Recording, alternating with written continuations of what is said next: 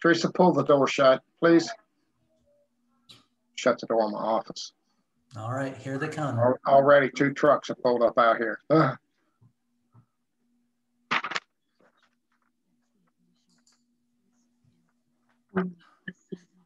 Okay. Shut the door shut, please.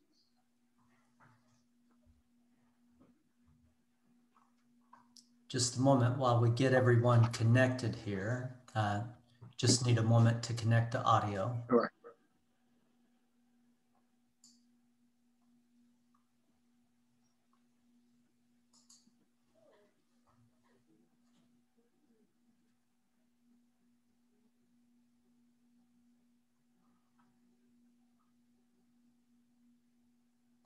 Hey everybody, welcome. Just one moment and I'll get us underway. We have a participant who's still trying to connect to audio. I want to make sure that everyone can hear us before we proceed.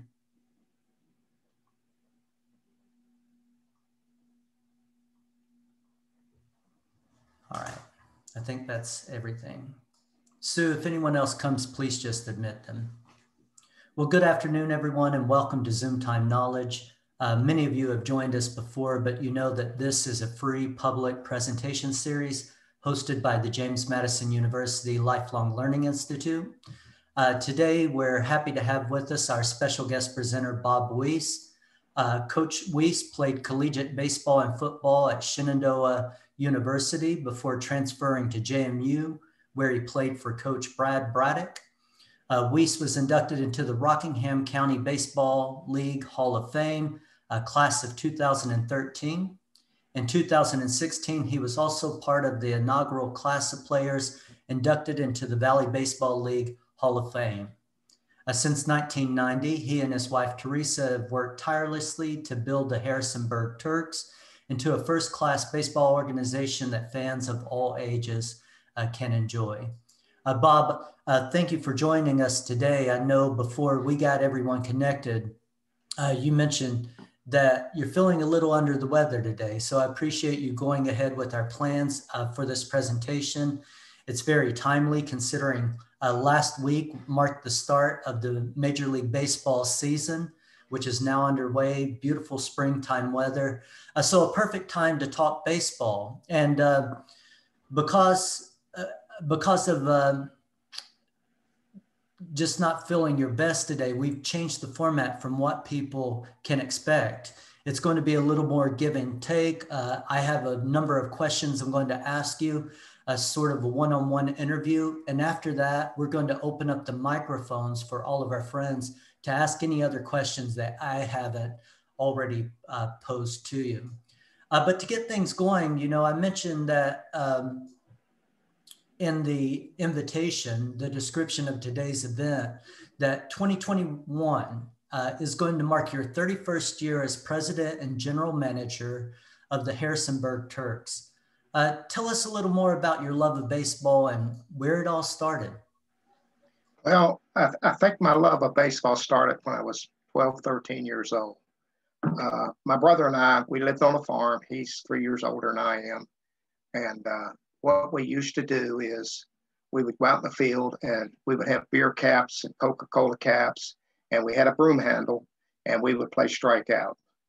And, you know, to be able to hit a baseball cap or not a baseball cap, but a bottle cap with a broom handle is pretty good. We would play strikeout. He would be Hank Aaron, and I would be Mickey Mantle. And believe it or not, we both could hit the caps with a broom handle. And I think that's where my love of baseball started. When I was 13 years old, I played in the Rockingham County League, which was unheard of at the time. I played 3 different leagues that year. I played Babe Ruth League, American Legion, played Babe Ruth League in the morning, American Legion in the afternoon, and the Rockingham County League at night when we had games. And I had a very special friend by the name of Jack Bocock, who is the father, or was the father of Mike Bocock, who's also a coach in the Valley League. And he would pick me up after the American Legion games and take me to the County League games and feed me. And I'll never forget him befriending me like he did. But I think that's where the love of the game started for me. playing. I played over 100 games when I was 13 years old. And, I would go from one team to another and all I changed is my shirt. So, it's just, I think that's where it started. You mentioned the Valley Baseball League in your introduction. We mentioned that you're part of that Hall of Fame as well as the Rockingham County Baseball League. Can you tell us, for those of us who are not familiar with those leagues, maybe new to Harrisonburg, a little bit of history about those leagues? How long have they been around? How did they get started? And your role and involvement for the last 31 years? Well, the Valley League started in 1897, and that started in Edinburgh, Winchester, Strasburg, and some of those teams up north. The Turks, I think, joined the Valley League in 1917, and they've been around a long time, over 100 years. It's just been wonderful. I played in the Valley League for 7 years. I played as a sophomore in high school. That was my first year in 1960. And played with a lot of pro ball players. Back then, anybody could play that was good enough, and it was just great to be 15 years old and playing with guys who'd been in the minor leagues and the major leagues and all those other places. And I could talk all afternoon on stories that have happened to me over the years. Being a kid playing with those guys. And if any of you ever want to hear any of them, all you have to do is ask me, and I'll be glad to tell you. I have some funny stories and things that have happened over the years. Well, Bob, now might be a good time. Is there any particular story that sticks out to you that you'd like to share with folks? Well, I'm 15 years old, and I'm a sophomore at Broadway High School, and we're playing over in Shenandoah one night, and the umpire was a gentleman that ended up at JMU by the name of J. Ward Long, who was also my phys ed teacher at Broadway High School. Well, we're in the game, and there was a left-hander by the name of Jim Kite pitching, who had pitched for the New York Yankees. He's left-handed, and I bat left-handed. And I have 2 strikes on me, and the ball is right down the middle, and I take it. And it's a strike.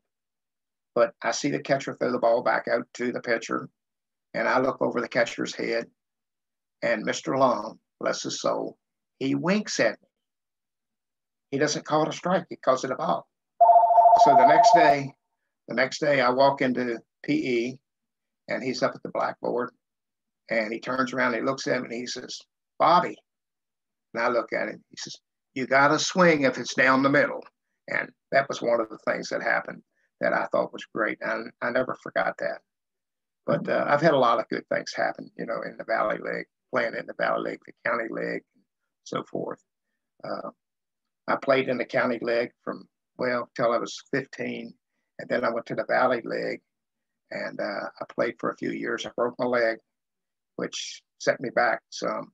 So 1965, I got drafted in the Army, went in the Army, and that's another story. One day, sweeping out the orderly room, and the guy walks in the baseball uniform, and he says, "I can't believe it, my second baseman just hurt his ankle, can't play this afternoon. I don't have anybody to play second." Of course, I pushed the broom over towards him. I said, "Hey, I can play second." And he said some nice words like, "Who are you, boy?" And I tell him, where I played and so forth, a little bit of my history. And he says, "Well, come with me. Let's see if you can play." So I go with him. He gives me shoes, spikes, and all this stuff. And on the way over to the field, I'm thinking, they can't be any good. They're nothing but old soldiers. Well, let me tell you something. We got out to the field, and I'm loosening up on the sidelines, and I'm watching the shortstop. God, that kid is good. So I go out to second, field some ground balls. He blows the whistle and tells me to come in and hit. I go in, pick up the bat, start swinging left-handed. He says, "You're left-handed?" I said, "Yeah." He says, "Great." So I started bunting a couple, and I've been playing all summer, by the way. And bunt a couple, hit a couple, and I hear him behind the cage say, "God, that kid's pretty good." So anyway, he blows the whistle, and he tells me he wants me to meet all the players. So I meet guys that I've been watching on TV the last month or so. And I'm thinking, my gosh. And the shortstop was a kid by the name of Earl Lombardo, who was called up to the Chicago Cubs when Kenny Hubbs got killed in the plane crash in 1965. And 64, Kenny got killed. And I played that afternoon, and I had a couple of hits. And I played baseball. I was in basic. And I got orders. I went through AIT after that, Advanced Infantry Training. And I get my orders to go to Fort Knox, Kentucky. So I go to Fort Knox, Kentucky. My MOS was 94B10. I'll never forget it. And I don't know what it is, but I go to personnel, walk in, I ask the lieutenant, what am I going to be doing? What's 94B10? And he says, you're going to be a cook. And I said, a cook? Oh, my goodness. So about 30 seconds later, another officer comes walking out from the back office, and he's carrying papers. And he walks up to the desk there, and he says, are you the Wease boy who played baseball at Fort Jackson? I said, yes, sir. He says, you need to come with me. So I go with him, and he takes me down to Headquarters Detachment 4th Training Brigade and introduces me to a colonel by the name of Colonel Gufanti. You're going to be driving for this man here, and we want you to play baseball for Fort Knox. And Colonel Gufanti treated me like a father. I mean, he would call me up, or I'd drop him off on Fridays, and he'd say, you coming over and watch the NFL with me on Sunday afternoon? And I'd go over to a colonel's house and watch baseball, football with him on Sundays. He was just, I cannot say enough nice things about the man. He took care of me. He really did. But that's what happened to me in the Army. So then I came out of the Army, and he wanted me to go to California with him because he was getting ready to retire in October, and I decided to come on home. And I decided to go to Shenandoah University and play football and baseball. And that's what I did. I was on a scholarship there. And I went there and played for a year there. And then I met a girl, got married, and came back to Harrisonburg and took classes at JMU. In 1971, we were sitting at home. There was a knock on the door. And I go to the door, and it's Brad Babcock and Dean Ehlers. We want you to come to JMU and play baseball. So I went to JMU and played baseball for a year with them. But we had a good ball club that year with JMU. I think we only played like 25 or 26 games, and I think we ended up 12 and 13. But we beat some pretty good teams. We beat UVA, beat them 2-1. And the way I remember that game, well, I hit a triple in the 8th inning and knocked in 2 runs, and we won 2-1. But I have a lot of good memories about those times. Bob, you've mentioned 2 different people who served as coaches or mentors to you as a young player. And I wonder the next question, what are some of the biggest differences between the perspective of a player and that of a coach? You've been both. And oh my goodness. The difference is a player is only looking out for himself, Hey, next time up, I got to get a base hit. I got to watch his curveball. A coach is sitting over on the bench, and he's looking at all his players. Hey, this guy can run. This guy can bunt. We're down a run. Hopefully, I can get this guy. This guy's a good bunter. Maybe we'll drag bunt. Maybe we'll just bunt him up. He's looking at all the players, what he has available. Where a player is just looking at his situation. I got to get on. I don't know what's going to happen after that, but I just got to get on. That's the difference between being a player and a coach. You are looking at yourself as a player, and a coach is looking at all 20 or 30 ball players he has. So-and-so gets on. Do I pinch hit here? I got a better hitter sitting on the bench, and this boy coming up. What'll I do here? That's the difference.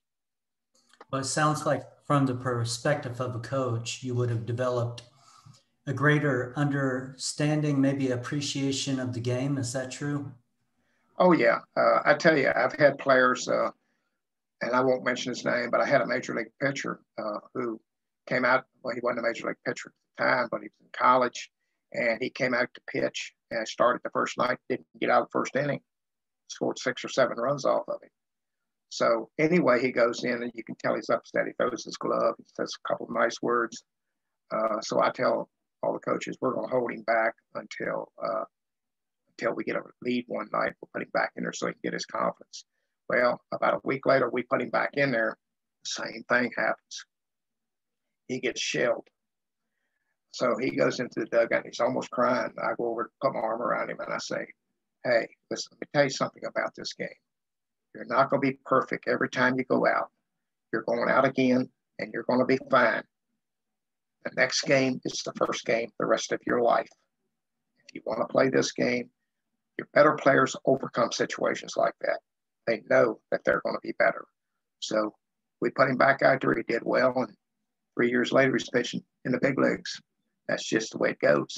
I mean, I've had players who didn't meet up to par, but 5 years later, they're in the big leagues because they wanted it. I mean, and I'll mention this kid's name. His name is David Eckstein, most valuable player in the 2005 World Series. Nicest kid you'd ever want to meet. Didn't have a strong arm, didn't have a great bat, but he had heart and he wanted it. And he played second base for me, played shortstop in the big leagues, and he didn't have a great arm. And they called him just enough. But it's kids like that. You never know what a kid's going to be able to do from the time he's 18 until he's 21 or 22. I mean, those are the most important years of your life, no matter what you want to do, 18 to 22. And I tell all these boys, if you want it, if you want to play baseball, stick to your dream. Stick to it. Don't be afraid of it. Work hard and keep it in your mind. I used to go to bed at night knowing who we were playing the next day. And in my mind, I would be visualizing that guy pitching to me. And I'd be thinking about hitting off of him. But, I mean, David Eckstein was just a great, great kid. And he turned out to be a great ball player. But that's what happens. That's what happens. Well, Bob, I see there's a follow-up question in the chat window. And as these come up in the chat window, I'll just work these questions in. Of course, we're going to give everybody microphone access at the end. The question here was, are there any, quote, famous people you've coached or played with during your career? Oh, my goodness. Scotty Cousins. He was in the big leagues. He's the one that hit Buster Posey at home plate, took Buster out a couple years ago. John Rauch, who pitched in the Olympics, beat the Cubans for the first time ever in the Olympics, pitched for the Chicago White Sox, 6'11". When we got him, he was at Morehead State, and the coach there was a guy by the name of Jarnigan. He called me up. He says, Bob, I want to send you a player. He's struggling. I look at his stats. I thought, he's terrible. Couldn't throw strikes. Well, Bob, you owe me a favor. I wasn't going to take him. Bob, you owe me a favor. Okay, send him up here. Well, he comes up here. Now, like I said, he's 6'11". Well, he's about 260. Well, he comes up here and he had trouble throwing the ball to the catcher, hitting the catcher over his head in the dirt, just everywhere. Well, my coach then and myself was a guy by the name of Cooper Ferris. And he worked with him for about 2 weeks. We got him to throwing strikes. I think his record that year was 9-1 with the Turks. And I called the White Sox. I was associate scout with the White Sox at the time. I called them and I said, man, I got a player for you. They said, who? And I tell them, they said, oh, Bob, he's terrible. We're not interested in him. And I said, you better get your buddy in here and take a look at him. So they came in. He had a great game at night. They walk up to me after the game. They say, hey, Bob, don't pitch him anymore. I said, what are you talking about? Don't pitch him anymore. Nobody knows anything about him. We'll get him next year in the draft for nothing. No, I'm going to pitch him. So we do. Next year, John is drafted. I think he was the first pick in the 3rd round. And the rest is history. 12 years in the big leagues. It's just, you just never know. Never know about a kid what's going to happen the next 2 or 3 years. Yeah, Bob, how many teams are in the Valley Baseball League? There are 11 teams in the Valley League right now. Yes, sir. And you can correct me if I'm wrong, because I got feedback from people who either they're traveling today or they sent questions ahead of time. And one of our members mentioned that the Valley Baseball League has what you're mentioning, a successful track record of players who have successfully transitioned to professional careers Now, the number given to me was the whole league has more than 1,000 alumni who've played in the major leagues. That was as of 2015. Oh, yeah. So that's impressive for 11 teams. But the question that I want to get to is, what has that meant to you to have been part of their player development and this success? And do you keep in contact with these players after they move on? Oh, it just means everything. I mean, there's been about 1,200 kids now that have been in the big leagues out of the Valley League. The Valley League is one of the top two teams or leagues in the whole country as far as college ball players go. It just means everything. You know, I'll tell you a quick little story. A few years ago, it's 12:30 at night, and there's a knock on the door. And when someone knocks on your door at 12:30 at night, it's usually not good. So I jump up, run down to the door, and unlock the door, look out, open the door, and this guy says, "Hey, I was traveling down 81, and I need a place to spend the night, and I was wondering if I could stay with you. Come on in here." Well, it was Frank Menachino, who played for the Oakland A's, and his name was mentioned in Moneyball. He was one of them that was being sent down to the minor leagues.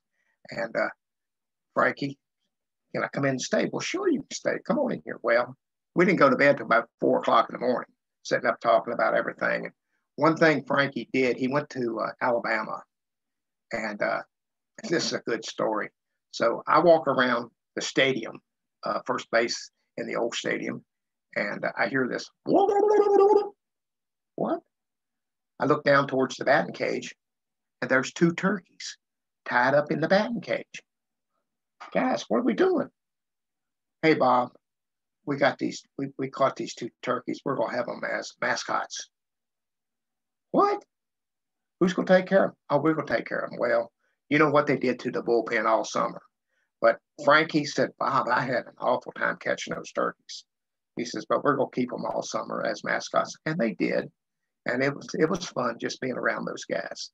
But you know, that's what it means. You know, these guys. I mean, I've had guys call me after playing for me 20, 25 years ago. That'll say, "Bob, thank you. It was the best summer I ever had." I had a guy walk in here probably, I don't know, 6 months ago. And I had a Corvette sitting up here in front of my office.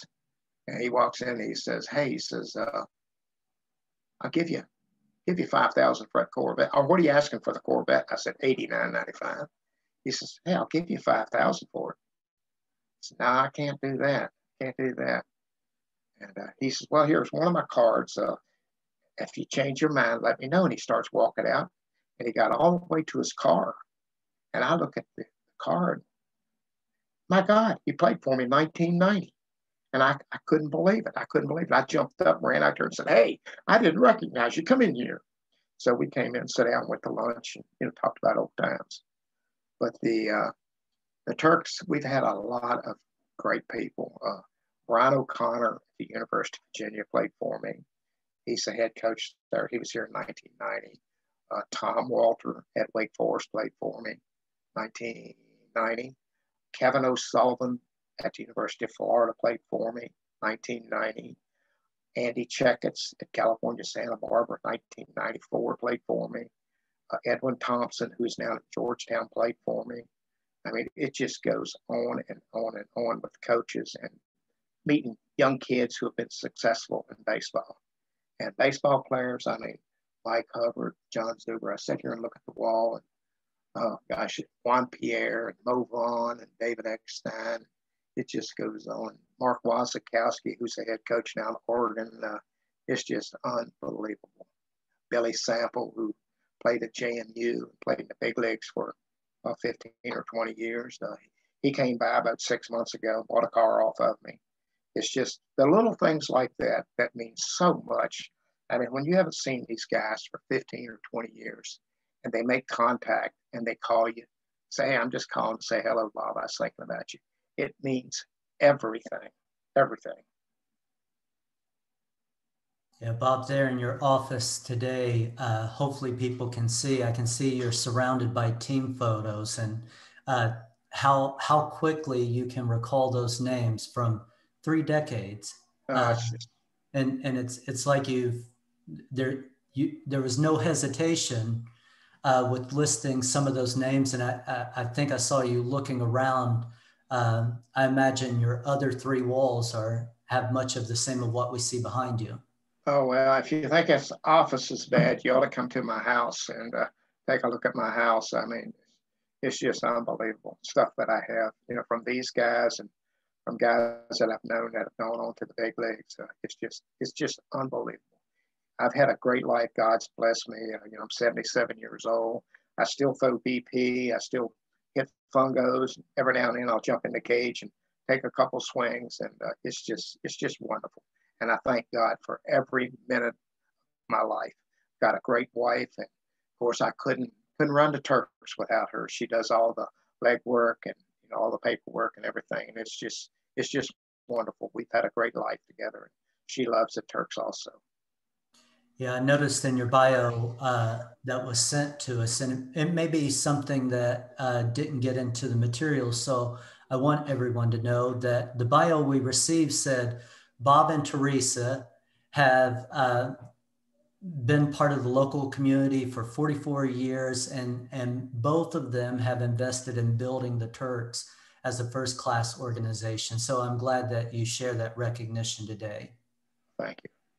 Hey, Bob, the next question is about, we were talking about communication with your former players, but I want to focus on communication with players on the field. Anybody who's watched a baseball game, they notice the use of signaling. We see it when we see it most of the time between a pitcher and a catcher. We see that they give signals about, you know, I guess whatever pitch they're going to throw. I don't know a lot about baseball, but the question is, what are some of the ways you communicate as a coach with players on the field? And does each team have its own sign language, or is it like a universal language? No, each team has a different language, of course. You know, we have a lot of times I'll do numbers. Like if the other team has a man on third, you'll use a number where the infield will play in or something like that. The pitcher and the catcher, with me, the catcher always calls signals, you know. Now, if I want to call a certain pitch, I'll have a number or a name, you know. I'll yell, come on, number 12. That might mean a fastball. You know, if I call the pitcher's number, that means a fastball. But I don't do it. I let the catcher call the signs. I was over at JMU the other day, and I think Jimmy Jackson calls all the pitches for the catcher and the pitcher, because I see the catcher looking over at Jimmy and the pitcher looking over at him, and then they shake their heads and so forth. But a lot of coaches call every pitch, and you know, that the pitcher's going to throw. But that's a good thing sometimes, because the coaches usually know a little bit more about the hitters than the pitchers do in college, because they've studied them and know, you know, they have the stats on them and all that stuff. But everybody does it differently. That's good to know. It's something I didn't know. I didn't even think about that I just assumed until seeing the question. I would have assumed like this is something you learn once, and any team you go to, it would be the same. It's interesting to know that it's not, that everything's slightly different. No, it's different. You know, a lot of coaches will yell a certain number if they want to try to pick the runner off at first. If he's getting a big lead and the first baseman's, you know, playing behind him, so that everybody will be on the same page as to what's going on.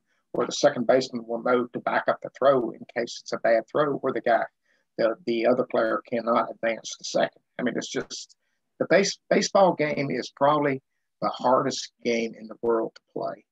It's not like football or basketball. I mean, there's a lot of ins and outs. The hardest thing to do in any sport is to hit a 95-mile-an-hour fastball if you're a batter.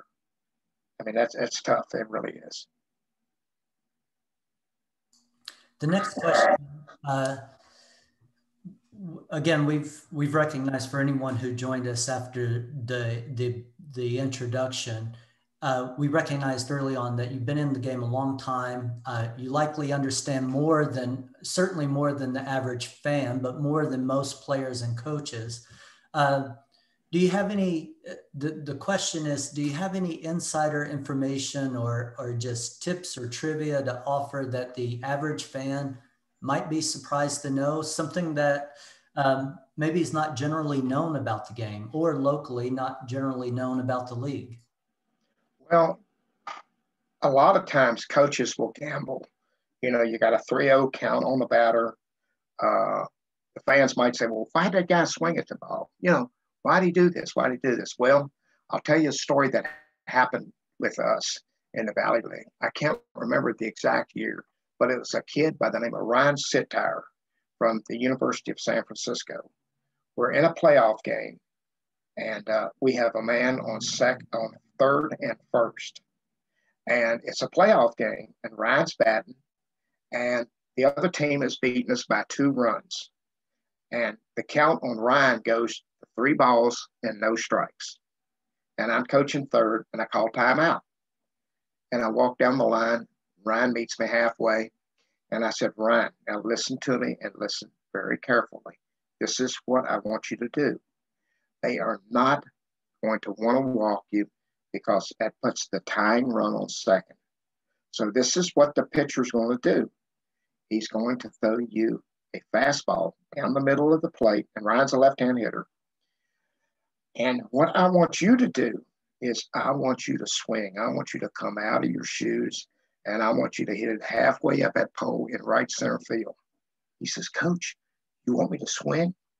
I said, Ryan, swing, try to hit the ball out of here. If you pop it up or if you ground it out, the newspaper's going to eat my lunch because that's not the play. That's not the play. But I'm going to gamble here, and I want you just to do what I said. If you pop it up, ground it up, I'll take the blame to the newspaper.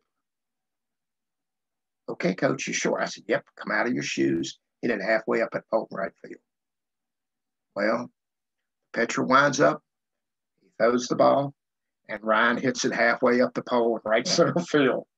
And I can still see him running around the bases. I don't think he touched the ground. He is jumping up and down and screaming and yelling, and we won the playoff game by 1 run. But every time I've talked to him, he said, Coach, you want me swinging? You want me? I said, come out of your shoes, baby. Come out of your shoes. But that's just one of those things that happen. And that's a good thing. It's happened to us in baseball. Bob, before people joined us, we were talking about technology. And, you know, earlier you were talking about 1965. Here we are in 2021. A lot's changed. And yet the fundamentals of the game remain the same, perhaps. But what's different in baseball now as compared to, you know, when you started out? And how is technology changing the game? What has happened in baseball, and I'm going to go out on a limb and say this, I think the baseball, and in fact, I know the baseball players today are better than what they were in the 50s and 60s. I don't care what anybody says, and I played in both. The difference is the game is better. You have pitchers now who will throw 5 innings, and then you bring a middle guy in who's fresh and ready to go, which, you know, makes it harder to hit. And then you bring a closer in the 8th and 9th innings, which is even tougher. Well, when I played, and I'll tell you a story about when I was playing. When I was playing, a pitcher would, he wouldn't come out. I remember it was 1961, and I'm playing for the Newmarket Rebels, and the score is 0-0 in the bottom of the 13th. And we had a big guy who was one of the best pitchers I ever saw by the name of Bob Wease, best curveball I ever saw, pitching for us. And our coach came out it was either the 12th or the 13th inning. And he says, I'm taking you out. And Bob told the coach to get off the mound. He says, get out of here. I'm finishing this sucker. I'm finishing it up. Okay, Bob. All right, get him out. Well, in the bottom of the 13th, we didn't have the DH back then. Bob Navarre hit a triple. And he's the pitcher, of course, batting 9th, and I'm the leadoff hitter. And he hit a triple, got on third, and he called timeout, and he waved for me to come down, talk to him. So I walked down there. He's a big old boy, 6'4", 6'5". And he put his arm around me. He says, he's huffing and puffing. Bob, I can't pitch anymore. you got to get a base hit and get me in there. And I got a base hit to left field. We won the game, 1-0. But the game has changed so much. I mean, you have DHs today who hit for the pitchers. You have guys that you substitute in the 8th, 9th inning who are defensive players, but not good hitters to keep the score down. You have pinch hitters and DHs that all they do is hit. It's gotten better. The game is better today than what it was 30 years ago. It has to be better because you've got specialists on everything that you do. You got infielders who are nothing but good infielders, pitchers, and everything is different. Everything's different. It's better. Players today are better. Yeah, Bob, just hearing you say that, it reminds me of like the nature of the world of work, how that's changed. People moving from generalists to specialists, having very specific skills or tasks that they specialize in, and all of those parts come together to make a functioning, cohesive team. Yes. Talking about teams, I look at the chat window. This is a question from others sent to me directly. Do you have any favorite player or team, not your own maybe, but in general, who do you consider when you look at the history of baseball? Because that's what we're going to be talking about next. Who are your favorite players or teams? That played for me, or that just my favorite? Well, my favorite player of all time was Mickey Mantle with the New York Yankees. I can't remember the exact year, but it was when I broke my leg and I moved to DC. I had a cast on my leg from breaking my femur bone. And I'm hailing a cab one day to go over to Griffith Stadium and watch the Yankees play. Well, the cab pulls over and I get in the cab, and guess who's in there? It's Mickey Mantle. And I look at him, I say, "Are you Mickey Mantle?" "Yes." He says, "What happened to your leg?" "I broke it playing baseball." And back then I was talking to several teams about playing, going on and playing. And we talked baseball all the way over to Griffith Stadium. I'll never forget. And I'm in awe because I'm a 18-year-old kid. And we got over and Mickey jumped out of the cab, ran around the cab and opened the door for me, got me out and shook my hand and said, "I hope to see you up here sometime." That made me a Mickey Mantle fan forever. Well, 45 years or whatever it was later, Teresa and I want to bring a celebrity to Harrisonburg, Virginia to sign autographs. And I found out who Mickey's agent was. It was Nancy somebody in Dallas. And I got her number, called her up, and I told her what I wanted to do. I'm Bob Wease. I want to bring a celebrity to Harrisonburg, Virginia to sign autographs. And Mickey Mantle's always been my hero, and I want to bring him, and I want to know how much it'll cost me and so forth. And she says, "Oh, Bob," she says, "Mickey's got this problem right now with alcohol." And I said something like, "Oh, I really want to talk to him." She says, "Well, he's here in the office. You want to talk to him?" And it blew me away. "Hey, Mick, telephone." Well, he got on the phone, and I tell him, who I am and all that stuff. And I want to bring a celebrity to Harrisonburg. How much it costs me? He says, "Nancy told me that you'd met me before. Where'd you meet me?" And I said, "Well, I got in a cab with you one time in Washington, D.C. He says, "Were you the boy that had the cast on your leg?" And it blew me away. I said, yes, I was. And I told him, what I wanted and everything. And he said, "Oh, Bob, I'd love to come, but I got this little problem right now, and I'm going to beat it. But if you'll call me next year, I would love to come." Well, a few months later, Mick passed on. I think he was 64 years old when he passed on. And then I called, I'm not going to mention this guy's name, I called another guy that I knew personally and asked him to come, and he wanted like $20,000 to come. And I told him, I said, "We can't afford that." Then I asked him, I said, "Well, if I'd send you a couple dozen baseballs, would you sign them and send them back to me?" He said, "Yeah, I'll be glad to, Bob, for $40 a ball." Well, I said a couple nice words and hung the phone up. My wife came running out of the other office because she was listening in. She said, "You told so-and-so to blah, blah, blah?" I said, "Yeah, I sure did." And couldn't believe it. But anyway, that's the way it works. I mean, there are good guys in baseball who want to do things like it to help the game, and there are other guys who are in it for not much money. Bob, thanks for sharing that story. I can't imagine what it's like being a young man, being able to meet your hero, and then at two different life stages, having another story about reconnecting with them. Thank you for sharing both of those. Thank you. We're we're starting to segue into the last part of the presentation. So if people have questions, feel free to use the chat window. I'm going to give you a chance to use your microphones in just a moment.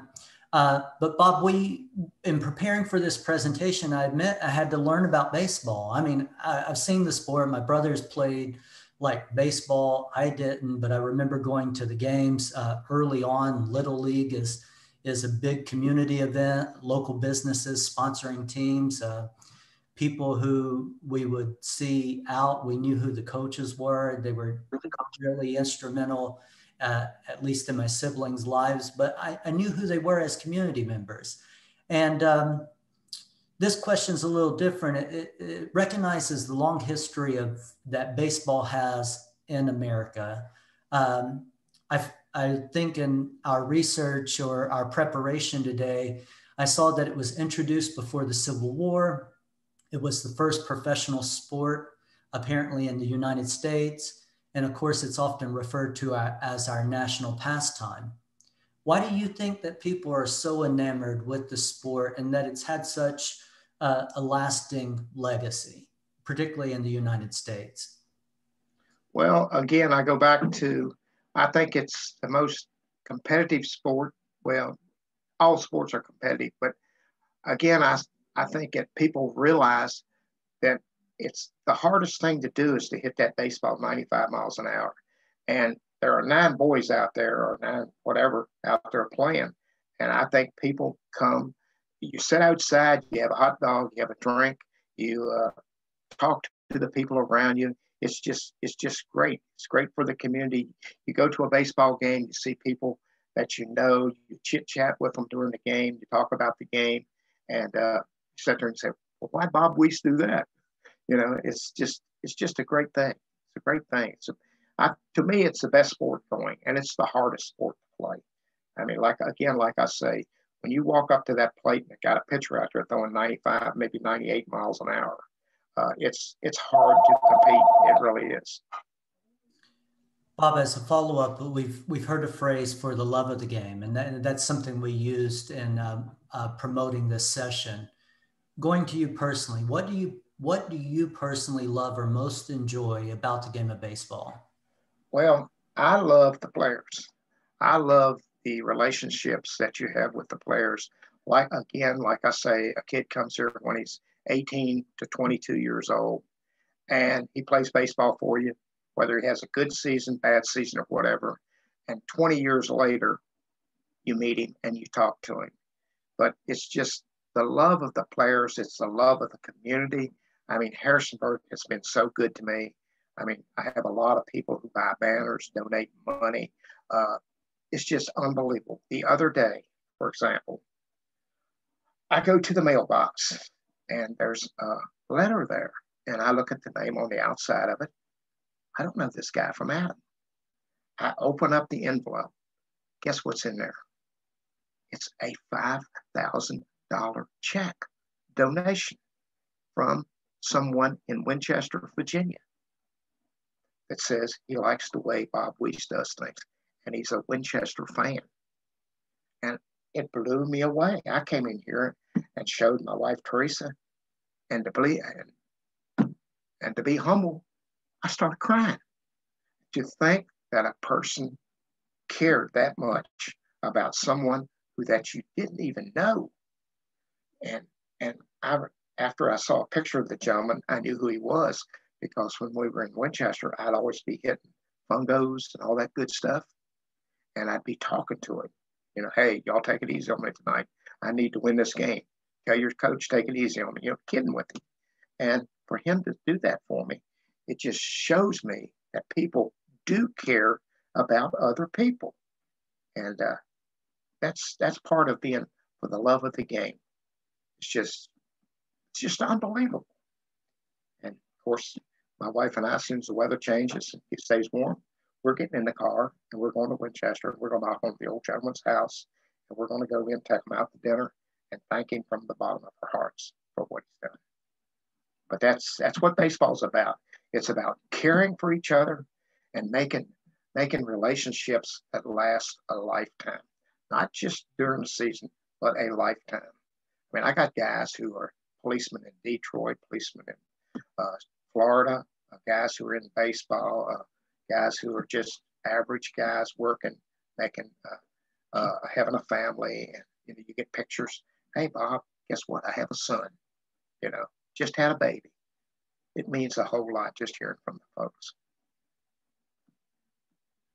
Bob, I have one more question and then I'm going to open it up. And that question is there anything that you want to share? Any story you haven't told that you meant to tell today that I haven't asked you or provided time to do? I'll just leave it open for you to make sure that you have a chance to share anything that you had prepared today that I haven't prompted you. Let me think here for a minute. Okay, I told you about Frank Menachino. All right, there's another one. There's a baseball player by the name of Jerry Duff. He's local. I think he lives up around Mount Sydney somewhere. And he played for the Turks, but I can't remember the year. We're in Shenandoah, Virginia again. Jerry has hit 4 straight home runs in a game, which is unheard of. The 5th time he comes up, Jim Kite, again, who pitched for the Yankees, is pitching. Jim looks in, turns around, and puts the baseball in his back pocket and picks up the rosin bag and puts the rosin bag in his glove and throws the rosin bag towards home plate. Now, Jerry says he didn't swing, but I said he did. Well, after that happened, of course, people went crazy. Jim Kite was a showboat, but he was a great, great guy. Well, Jim reaches in his back pocket, takes out the baseball, and puts it in his glove, and takes his hand like this and shows Jerry the baseball and throws the baseball. Guess what Jerry did? Hit it over the scoreboard in left center field for his 5th home run. That's just unheard of. Hitting 5 home runs in one baseball game. But it happened. Jerry Duff did it right here in Shenandoah, Virginia. It happened. Unbelievable. And another guy, a guy by the name of Ed Palin, who played for the Turks, I think it was 1970, was batting, hit 4 in a row.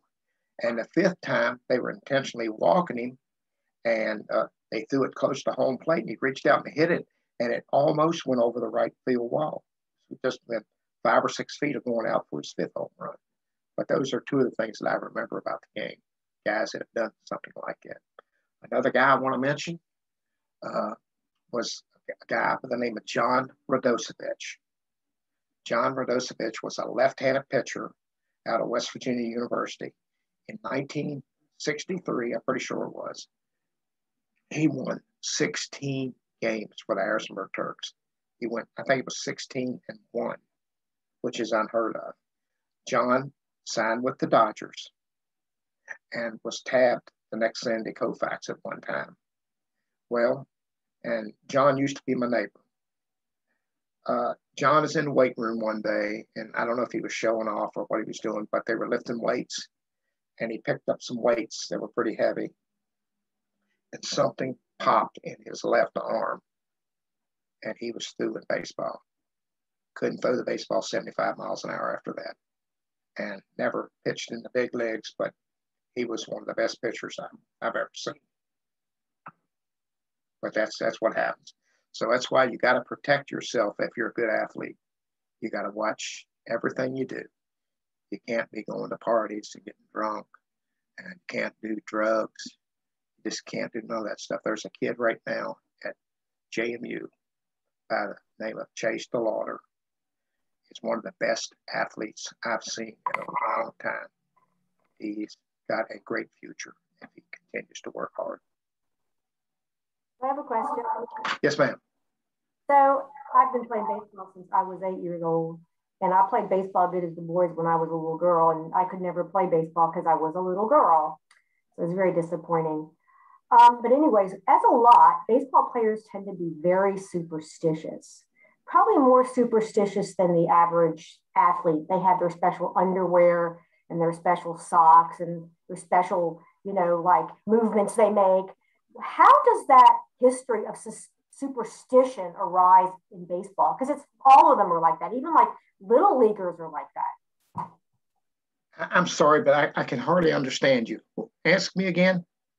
Is my audio having trouble, Rodney? And just a little bit. I can hear you. Let me repeat it for Bob, okay? Yeah, I can hear you fine. You go right ahead. Anne's question, Bob, was about superstition.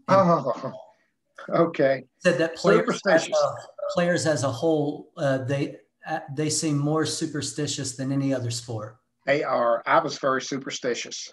When I would put my uniform on, I always had to put my left sock on first, and then my right sock.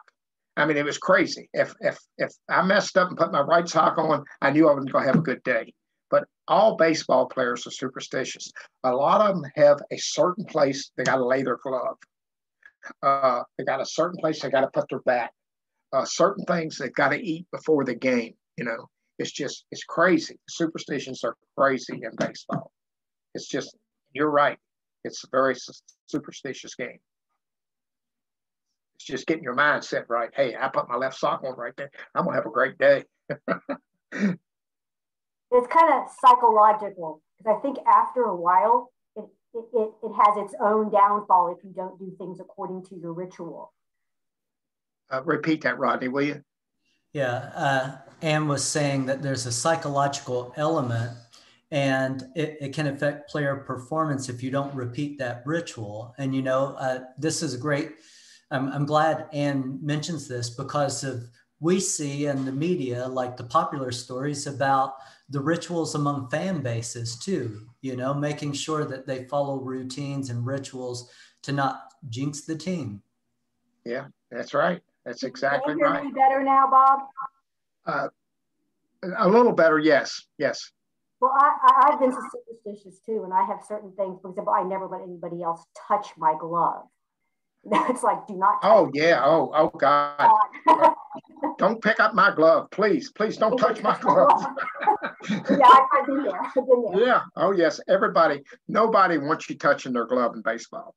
If I lay my glove down or somebody lays their glove down, don't pick it up and do this stuff. No, that's a no-no. I've seen guys just go crazy over that. Somebody lay their glove down the dugout, and the bat boy walk over and pick up their glove. Oh, they'll go nuts. You don't do it. No. I'll tell you a funny story while we're waiting here. I'm in the county league, and of course, when I came out of the Valley League in 1970, I went to the county league, back to the county league, and I played another 24 years. And my last at bat in the county league was over at Memorial Stadium, and Tommy Bocock is pitching against us. I think he's pitching for Bridgewater, and I'm batting. And I get lucky and hit a long fly ball off Tommy that looks like it's going out of the park. And I know it's going out. Well, I start trotting down towards first base, and Tommy walks off the mound and looks at me as I'm running down towards first. And he says, "Bobby, if that ball goes out of here," because I'm an old man, I'm 48 years old. "If that ball goes out of here, I'm quitting right now. I'm walking off the field." And I start laughing. The ball hits the top of the fence and comes back in, and I get single.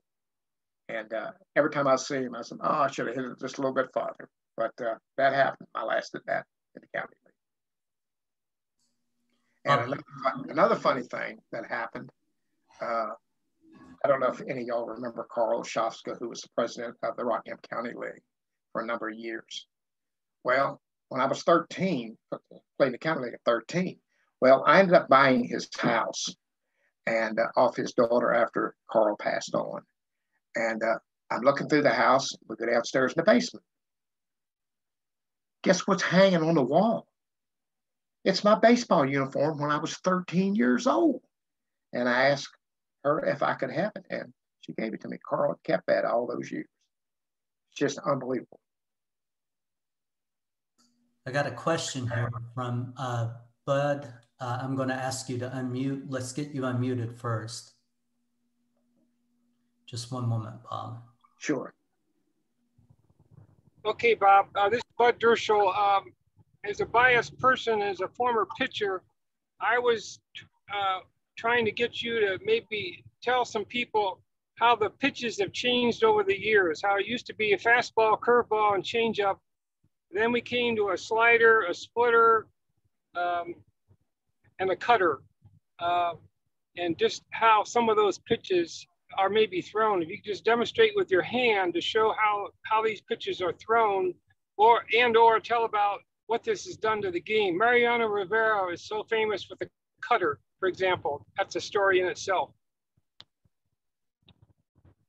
Well, I mean, the cutter, you have to hold it a certain way in your finger, and you grip it a little tighter so that it'll run. That's what the cutter is. Of course, a lot of pitchers throw curveballs down the sidearm and over top.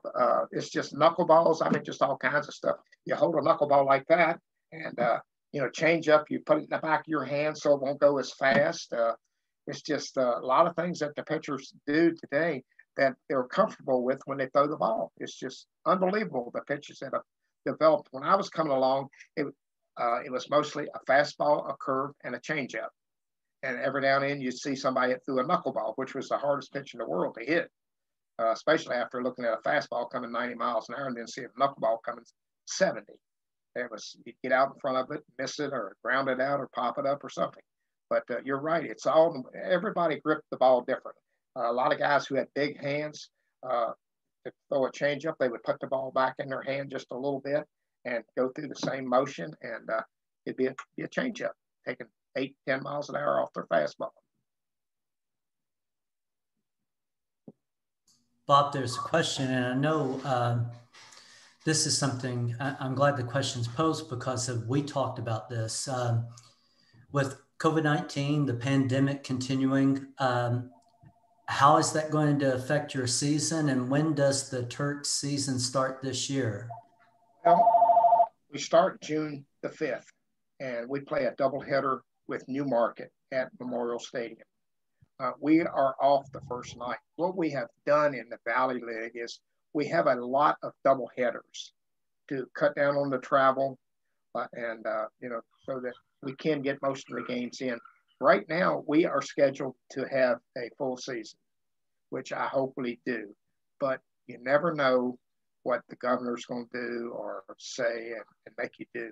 But we're going to have to wear masks, I'm pretty sure, in the dugout like they are now. And we're going to have to try to stay at least 6-8 feet apart, which is going to be a problem because you're going to have 30 ball players hanging around. It just happened at JMU the other day. Someone didn't have their mask on, and the next day they got tested. They had the COVID, and the games this coming weekend are all canceled because everybody was in the dugout with them. So we're going to have to be very careful. But right now it's a schedule to go for the whole league. So hopefully, cross your fingers, hopefully we do play, and which I hope we do because I'm looking forward to it. Bud, do you have any question? Do what? I have Bud Dershel. His microphone's unmuted. I wanted to see if he had another question. Okay. Actually, the thing about signals, I think that people don't realize is that the infielders want to know what the pitcher is throwing. And in my history of playing, the catcher gives a signal, the shortstop and second baseman give a signal to the outfielders so they also know what is being thrown. That gives them the advantage to know where the hitter might hit the ball. So this is, to me, a sort of a communication system that most people don't appreciate and know is going on in the game. Is that still something that is important in the game now? That's completely very important. If you're throwing a curveball and you got a right-hand hitter, the chances are they're not going to pull it. They're going to probably hit it to right center field. So you adjust your outfield and your shortstop and second baseman to that. You're exactly right. A lot of teams don't worry with that stuff, but if you're going to play the game the way it should be played, you're exactly right. You need to adjust your fielders and everything to every pitch that's being thrown. And you need to know a little something about the batter that's hitting, whether he's a singles hitter or a home run hitter. So what you do, you adjust your field. You're exactly right. And it does happen, yes, especially in key situations with a running the winning run, first, second, or third, wherever. You adjust your field according to what's being thrown. Yeah, that'll be interesting, Bob. Some of these things that we, as casual fans, we might not know. Bud had mentioned he served as a pitcher, so he's played the game. But Sure. if you haven't, just knowing those things and looking out for them, it does give you a deeper appreciation of strategy and how some of that's adjusted on the fly. I did not know that about baseball. Oh yeah, there's all kinds of things, and he'll tell you this that you do in games. The pitches you're going to throw, who the hitter is, the way you're going to move your fielders depending on the situation. Bunt situation, you're going to move them in. It's just crazy. It really is. There's a lot to the game of baseball if you play it right. I mean, you got to be on your toes. I mean, with every situation, especially in a close ball game, you got to be able to move players. And, everything changes. Any other questions that we haven't taken so far? If you have a question or a comment or feedback for Coach Wease, just unmute your microphone and I'll pause for a moment so that you can get your microphone unmuted and we'll take your question.